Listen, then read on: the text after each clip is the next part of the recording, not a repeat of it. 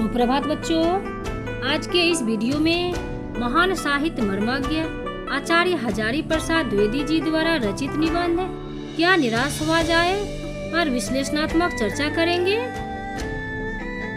लेखक के जीवन की मानवीय भावनाओं से प्रेरित घटनाएं। एक बार रेलवे स्टेशन पर टिकट लेते हुए लेखक ने गलती से 10 रुपये की जगह 100 रुपये का नोट पकड़ा दिया और जल्दी से डिब्बे में आकर बैठ गया। थोड़ी देर के बाद वही टिकट बाबू आया और 90 रुपये हाथ में देकर बोला, ये अपने रुपये ले लीजिए, मुझसे बहुत बड़ी गलती हो गई, न आपने देखा और न मैंने ध्यान दिया। यह सब कहते हुए उसके चेहरे पर संतोष दिखाई दे रहा था। दूसरी घटना के अनुसार एक बार लेखक अपने परिवार सहित रात में बस यात्रा कर रहा था। बस एक ऐसे स्थान पर खराब हो गई जहां से 10 मील तक कहीं गांव व आबादी नहीं थी। रात के 10 बजे थे। कंडक्टर बस के ऊपर रखी एक साइकिल लेकर तेजी से चला गया। लोगों ने समझा दाल में कुछ काला है। ड्राइवर, कंडक्टर, डाकुओं, लुटेरों से मिले हुए हैं। सभी लोग डर रहे थे। लगभग 1.5 घंटे के बाद कंडक्टर एक दूसरी खाली बस लेकर आ गया।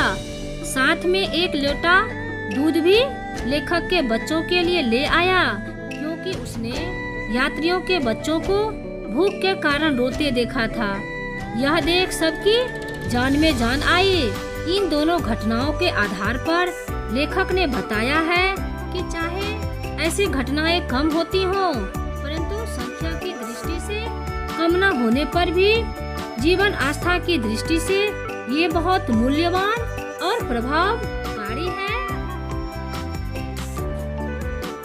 ठगा भी गया हूँ, धोखा भी खाया है, परंतु बहुत कम स्थलों पर विश्वासघात नाम की चीज मिलती है। केवल उन्हीं बातों का हिसाब रखो जिनमें धोखा खाया है, तो जीवन कष्टकर हो जाएगा। परंतु ऐसी घटनाएं भी बहुत कम नहीं है। जब लोगों ने अकारण सहायता की है, निराश मन को ढांढस दिया है और हिम्मत बंधाई है। लेखक का विश्वास, लेखक का मानना है कि कई बार जीवन में मैं ठगा भी गया हूँ, धोखा भी खाया है, कुछ विश्वासघात भी सहा है, लेकिन यदि जीवन में प्रसन्न रहना चाहते हैं, आशावान बनना चाहते हैं, तो केवल उन्हीं बातों का हिसाब मत रखो जिनमें धोखा खाया है।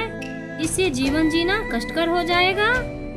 बल्कि ऐसी बातों को भी याद करो जब लोगों ने तुम्हारी जान बचाई है, तुम्हारी किसी भी रूप में सहायता की है।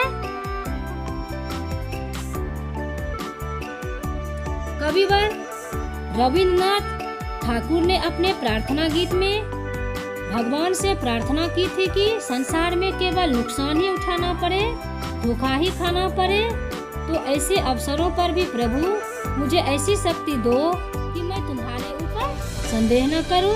कहने का तात्पर्य यह है कि कुछ लोगों के गलत व्यवहार की वजह से हमें सन्मार्ग छोड़कर गलत व्यवहार नहीं करना चाहिए। यदि हम सही मार्ग पर चलेंगे तो समाज और देश सन्मार्ग पर चलते हुए प्रगति की ओर अग्रसर होगा। मनुष्य की बनाई जो विधियां गलत नतीजे तक पहुंच रही है, तो इन्हें बदलना होगा।